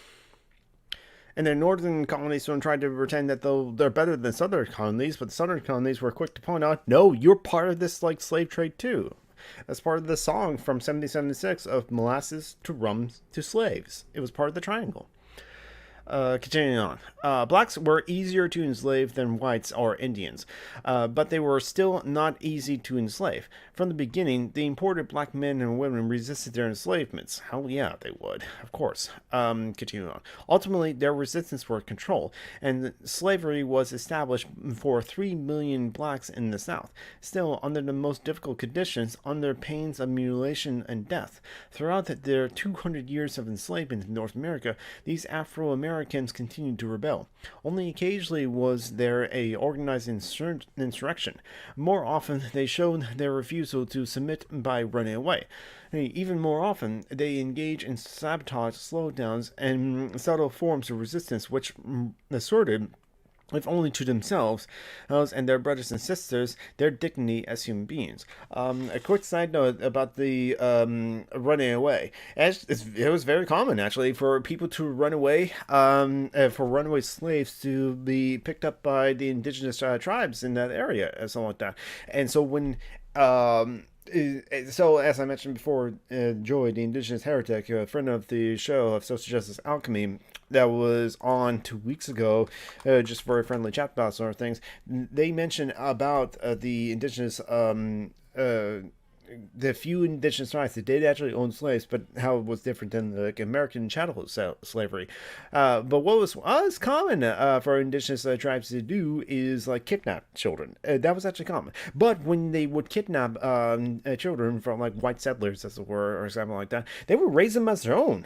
And then it was up to the kids to decide if they want to go back to the white people or continue living with the indigenous people. And some of them chose to stay with the indigenous people because they seemed to treat them nicer than the white people. But any runaway slaves that get picked up by the indigenous tribes, most of them would just welcome them in and raise them as their own. That's the word, because it was probably easier to. Even though it was the life of indigenous people at the time wasn't great, I'm sure it was better than being a slave or a slave person. Lynn said in the chat, this reminds me of reading Russell and Morons and Schultz. That's interesting. I should probably look into that and read that. Okay, continuing on. The refusal began in Africa. One slave trader reported that the N-words were so willful and loth to leave their own country that they have often left out of canoes, boats, and ships into the sea and kept underwater till they were drowned. Like I said earlier in the stream, Killmonger's final words were, throw me into the ocean just like my ancestors because they know that death is better than bondage. Continuing on. When the very first black slaves were brought to Hispaniola in 1503, which I bet this is one that Christopher Columbus was still the governor of at this time. Continuing on. The Spanish governor of Hispaniola complained to the Spanish court that fugitive N-word slaves were teaching disobedience to the Indians. In the 1520s and 1530s, there were slave revolts in Hispaniola, Puerto Rico, Santa Maria, and what's now Panama. Shortly after those rebellions, the Spanish established a special police for chasing fugitive slaves. So police formed and was created for slave catching started all the way back in the 1500s in Hispaniola. They that sort of place that like Christopher Columbus like started, and his like the terrible things that he did, which was mentioned in the first chapter of A People's History. And slavery votes also continue on. I'm not sure if like this chapter of the book is going to like mention it. Probably briefly mention it, since this is a history of the United States and not a history of anything else. But like in Haiti, that's the slavery vote happened there, and that was a successful one that like started was the beginning of the country of Haiti, the Haitian Revolution. C.L.R. James's books, The Black Jacobins, cover that. Continuing on. A Virginia statute of 1669 refers to the obscenity of many of them, and in 1680 the Assembly took note of slaves meeting under the pretense of feasts and brawls, which they considered of dangerous consequences. In 1687, in the colony's northern neck, a plot was discovered in which slaves planned to kill all the whites in the area and escape during a mass funeral. Again, at this point, I don't blame them for wanting to like kill Whitey. Historically, at this period, as it were. I definitely understand their motivations, as it were. Kind of like how I understand like Killmonger's grievances in Black Panther. His grievances is well founded. I don't agree with his actions though. And historically, there can be an argument about like the kill Whitey part as well. Historically, I should say, not now. Continue on. Gerald Maltons, who studied slave resistance in 18th century Virginia in his work Flight and Rebellion, reports, beginning a quote, the available sources on slavery in 18th century Virginia plantation and county records, the newspaper advertisements for runaways, describe rebellious slaves and few others. The slaves described were lazy and thriving, and they feigned illness, destroyed crops, stores, tools, and sometimes attacked or killed overseers. They operated black markets and stolen goods. Runaways were defined as various types. They were tyrants, who usually returned voluntarily. Outlaws, slaves who were actually fugitives, men who visited relatives, went to town to pass as free, or tried to escape slavery completely, either by boarding ships and leaving colonies, or banding together in cooperative efforts to establish villages or hideouts in the frontier. The commitment of another type of rebellious slave was total. These men became killers, arsons, and insurrectionists. End of quote.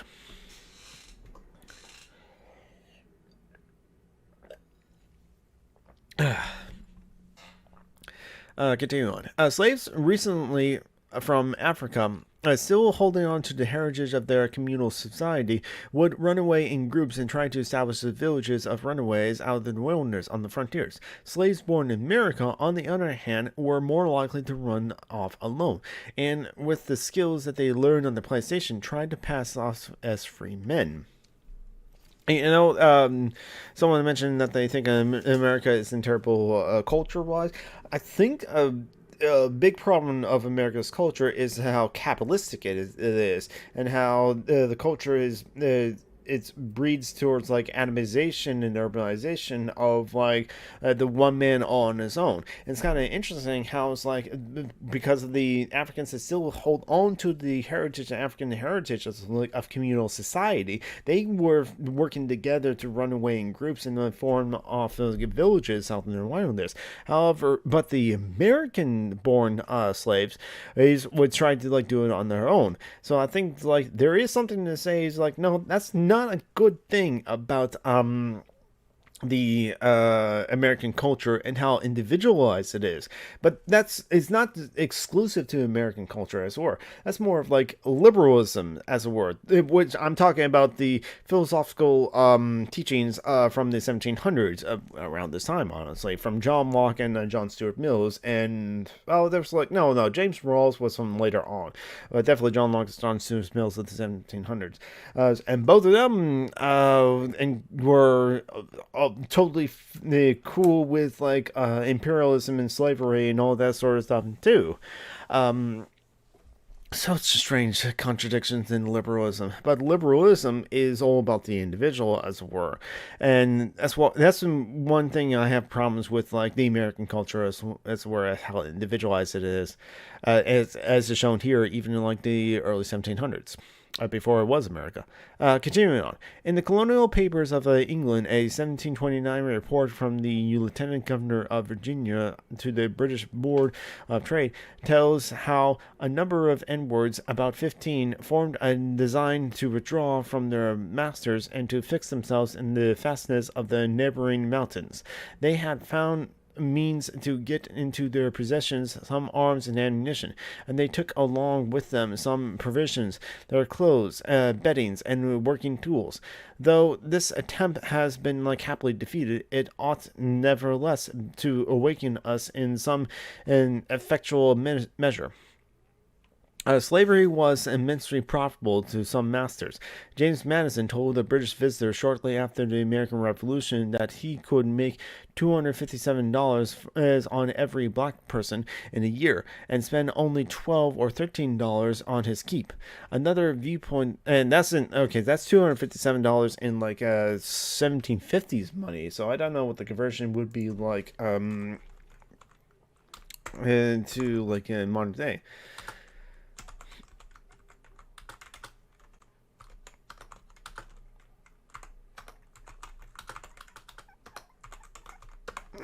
Trying to get the go inflation calculator. Sure, let's go with that. $250 in 1750 will be the equivalent of like $10,000 today in 2021.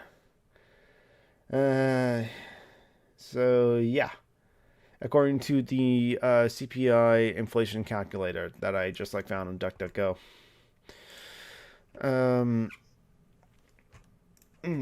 Okay, so clicking, rearranging my second monitor now. All right.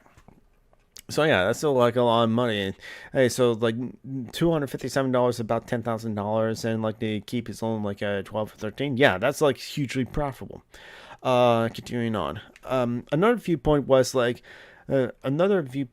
of slave owner Landon Carter, writing about 50 years earlier, complaining that his slaves so neglected their work and were so uncooperative, either cannot or will not work, that he began to wonder if like keeping them was worthwhile.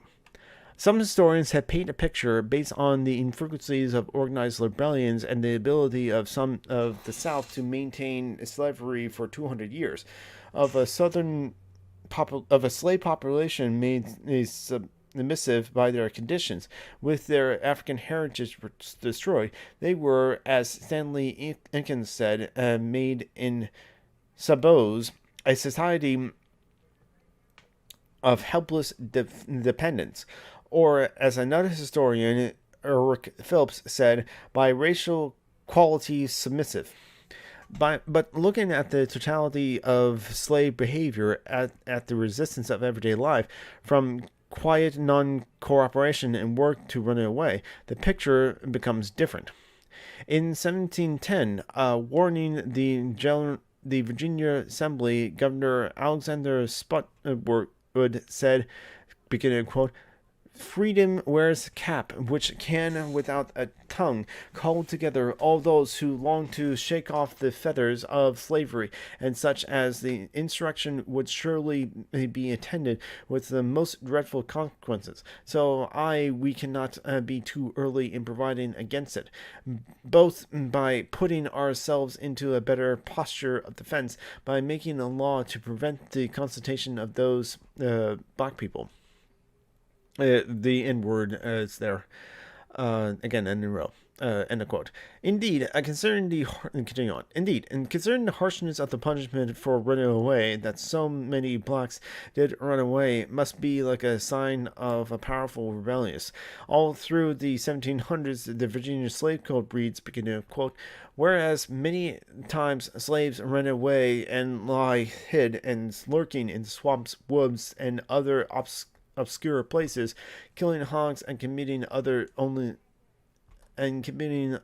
injuries to the inhabitants. If the slaves does not immediately return, anyone whatsoever may kill or destroy such slaves by such ways and means as he shall think fit.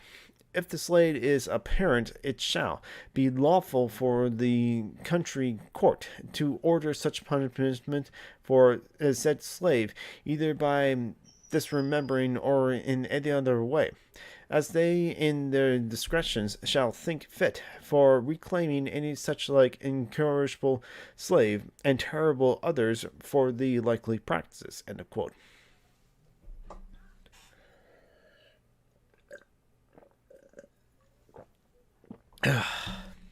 Mullen found newspaper advertisements from 1736 and 1801 for 1,138 men runaways and 141 women.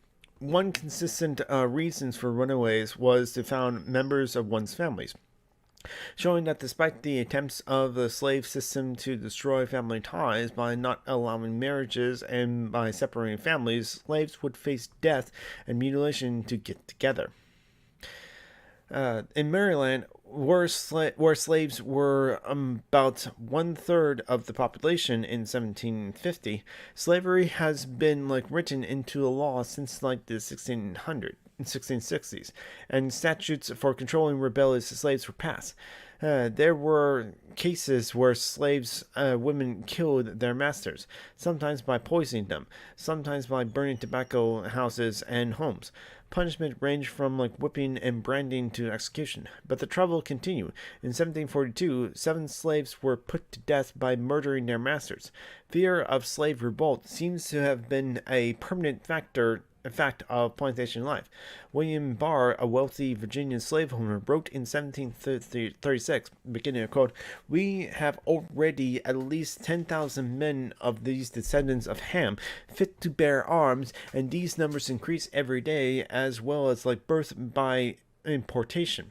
And in case there should arise a man of desperate fortune, and he might with more advantage than carrying kindle a surveil war and tinge our rivers wide as they were with blood."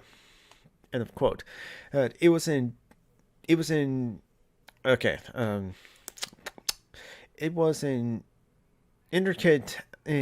Okay, no, I'm just gonna look up this word to make sure I know how to pronounce it. I do this often sometimes. Intricate. I was close. That's almost there. I was close. All right. Okay. Rearranging my second browser. Okay. Continuing on. It was an intricate and powerful system of control that slave owners developed to maintain their labor supply and their way of life. A system both subtle and crude, involving every device that social order would employ for keeping powerful wealth where it is. As Ken Stamp puts it, beginning quote, "A wise master did not take seriously the belief that the N-words were naturally born slaves. He knew better. He knew that the N-words, freshly imported from Africa, have to be broken into bondage, that each succeeding generation had to carefully be carefully trained. This was no easy task, for the bondsman rarely submitted wildly. Moreover, he rarely submitted completely. In most cases, there was no end to the need for control, at least not until old age reduces the slave to a condition of helplessness." End quote. The system was psychological and physical at the same time. The slave was taught discipline, were impressed again and again with the idea of their own inferiority, to know their place, to see blackness as a sign of subordination, and to be awed by the power of the master, to merge their interests with the master's, destroying their own individual needs. Is that whole part of creating slurs in order to tell them listen, you are this. Continuing on. To accomplish this, there was the discipline of hard labor. the breakup of the slave family, the lulling efforts of religion, which sometimes leads to great mischief, as one slaveholder reported. The creation of disunity. Okay, yes, disunity. Okay. I'll repeat the passage. The creation of disunity among slaves by separating them into like field slaves and more privileged house slaves, and finally the power of law and the intimate powers of the overseas invokes whipping, burning, mutilation, and death. This amendment was provided in the Virginia Code of 1705. Maryland passed a law in 1723 providing for cutting off the ears of blacks who struck whites, and that for certain serious crimes, slaves should be hung and have their bodies be quartered and exposed. Yikes! Harsh punishment, as it were. To be used as an example, I guess. Continuing on. Still, rebellions took place, I imagine. So, yeah, continue on. Not many, but enough to create a constant fear among white planters. The first large-scale revolt in the North American colonies took place in New York in 1712. In New York, slaves were 10% of the population, the highest portion in the northern states, where economic conditions surely did not require a large number of field slaves. About 25 blacks and 2 Indians set fire to a building, then killed 9 whites who came on the scene. They were captured by soldiers, put on trial, and 21 were executed. The governor's report to England said some were burnt, others were hung, one broke on the wheel, and one hung alive in chains in the town. One has been burned over a slow fire, and for 8 to 10 hours, and all of this served notice to the other slaves. Is they quote making an example of them, as they were. Continuing on. A letter to London from South Carolina in 1720 reports, beginning to quote, I am now to acquaint you that very lately we have had a wicked and barbarous plot to the siege of the Edwards, rising with a design to destroy all the white people in the country, and then to take Charlestown in full body. But it's please God, it was discovered that many of them taken prisoners, and some burnt, and some hung, and some brandished. End of quote.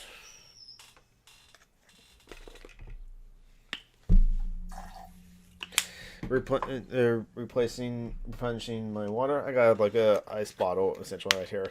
It's been like melting slowly but surely, and so the water in here should be super cold too. Alright. Another shot of mayo.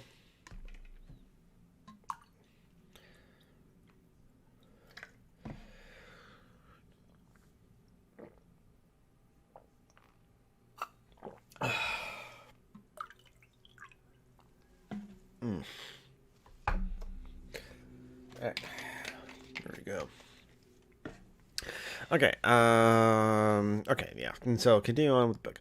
Around this time, there was a number of fires in Boston and New Haven, suspected to be the work of N-word slaves. As a result, one N-word was executed in Boston, and the Boston Council ruled that any slave who on their own gathered in groups of 2 or more were to be punished by whipping. At Stonenow, South Carolina, in 1739, about 20 slaves rebelled, killed 2 warehouse guards, stole guns and gunpowder, and headed south, killing people in their way, and burning buildings. They were joined by others until there was perhaps 80 slaves in all, and according to one account of the time, they called out liberty, marched on with the colors, displayed the 2 drums beating. The militia found and attacked them. In the ensuing battles, perhaps 50 slaves and 25 whites were killed before the uprising was crushed. Herbert Ap Hector, who did detailed research on slave resistance in North America for his book American Negro Slaves Revolt, found about 250 instances where a minimum of 10 slaves joins a revolt in revolt or conspiracy. From time to time, whites were involved in the slave resistance. As early as 1663, the indentured white servants and black slaves in Glasgow County, Virginia, formed a conspiracy to rebel and gain their freedom. The plot was portrayed and ended with the executions. Boleyn reports that the newspaper notice of runaways in Virginia often warned ill-disposed whites about harboring fugitives. Sometimes slaves and free men ran off together, or cooperated in crimes together. Sometimes black men slaves ran off and joined white women. From time to time, white ships and captains and women dealt with runaways, perhaps making the slave part of the crew. That's interesting. Continue on. In New York in 1741, there was 10,000 whites in the city and 2,000 blacks. It had been a hard winter, and the poor, slave, and free had suffered gravely. When mysterious fires broke out, blacks and whites were accused of conspiring together. Mass hysteria developed against the accused. After a trial full of lubric accusations by informers and forced confessions, 2 white men and 2 white women were executed. 18 slaves were hanged, and 13 slaves were burned alive. Yikes. Again, he's contemplating terrible stuff. Oh, hello. Oh, there. Oh yes, USA, USA, USA, or as I call it, the United States of America, the imperialist corporations of white supremacy. But anyway, I gotta continue on reading the book. Only one fear was greater than the fear of black rebellion in the new American colonies. That was the fear that disconnected whites would join black slaves to overthrow the existing orders. In the early years of slavery, especially before racism was a way of thinking was firmly ingrained, while whites indentured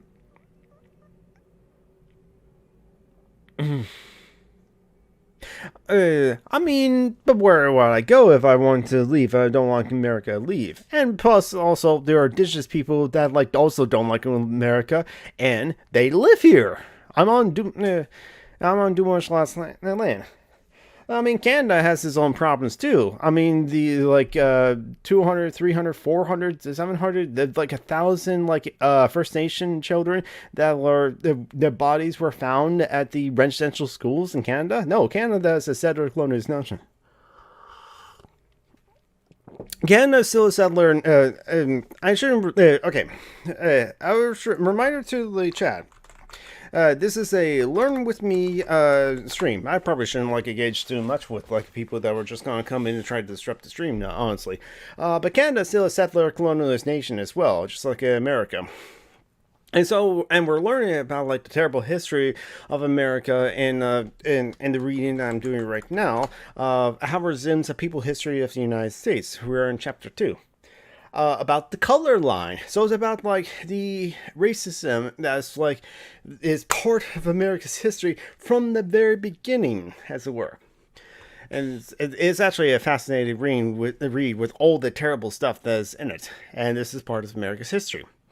So continuing on, only one fear was greater than the fear of black rebellion in the new American colonies.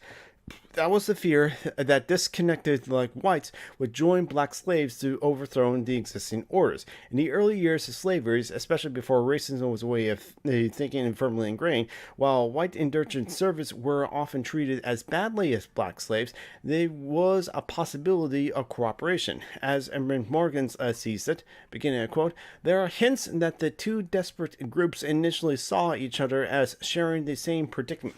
It was common, for example, for servants and slaves to run away together, steal hogs together, get drunk together. It was not uncommon for them to make love together. In Bacon's rebellions, one of the last groups of survivors was a mixed band of 80 Edwards and 20 English servants. End of quote.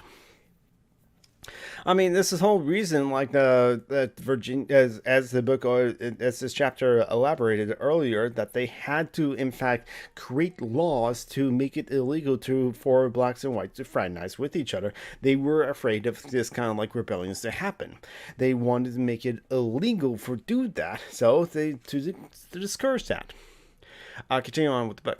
As Morgan says, masters, initially at least, perhaps slaves, in much of the same way they had always perceived as servants, shiftless, irresponsible, unfaithful, ungrateful, dishonest, and if free men were disappointed at hopes, shall make a common cause with slaves of desperate hopes. The results might be like worse than anything Bacon have done. And so measures were taken, and about the same time that like slave codes involving discipline and punishment were passed by the Virginia Assembly, beginning a quote, Virginia's ruling class having proclaimed that all white men were superior to blacks, and went on to the offer their social but white inferiors a number of benefits previously denied them. In 1705, a law was passed requiring masters to provide white servants with indentured time was up, and with 10 bushels of corn, 30 shillings, and a gun, while white women servants would get 15 bushels of corn, 48 shillings.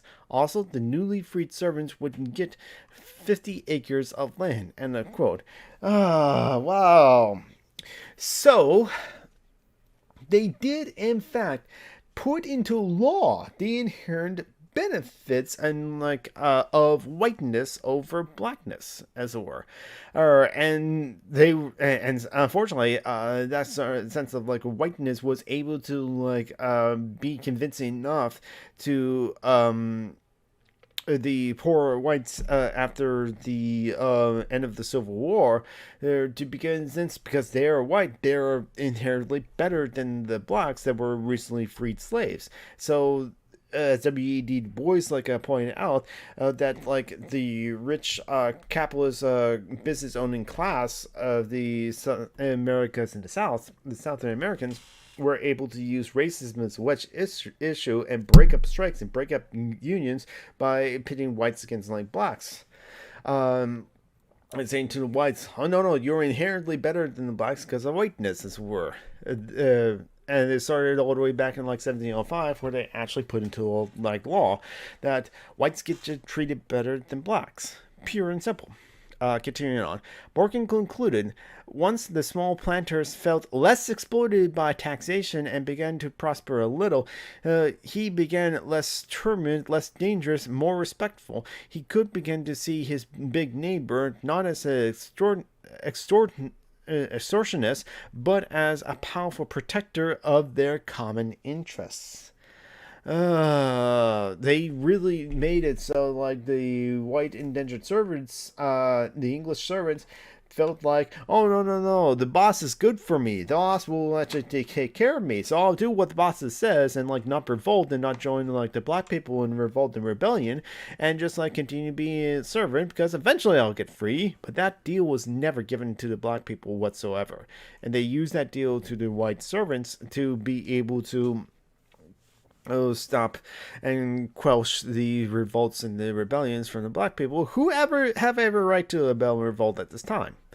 Continuing on, we see now a complex web of historical threads to ensnare blacks for slavery in America. This desperation of starving settlers and special helplessness of the displaced Africans, the powerful incentive profit for slave traders and planters, the temptation of superior status for poor whites, the elaborate controls against escape and rebellion, the legal and social punishment of black and white collaborations.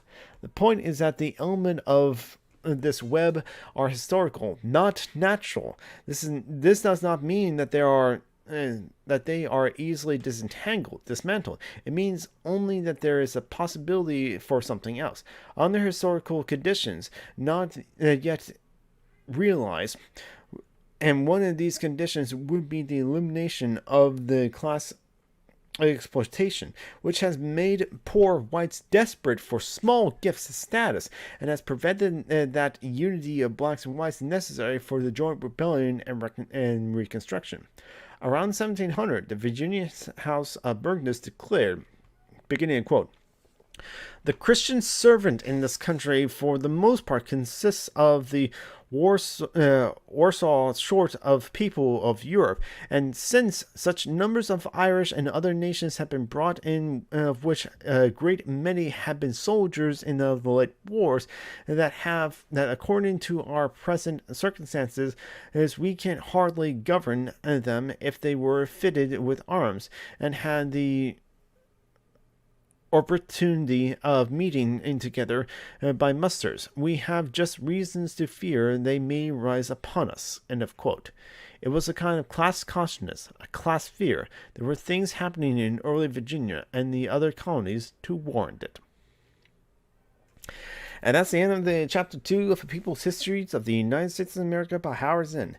And that won't be the end of the stream. I've been streaming for about 2 hours already, because there was a break when I lost internet. But I will continue on streaming as well. I will just switch over to a game as well.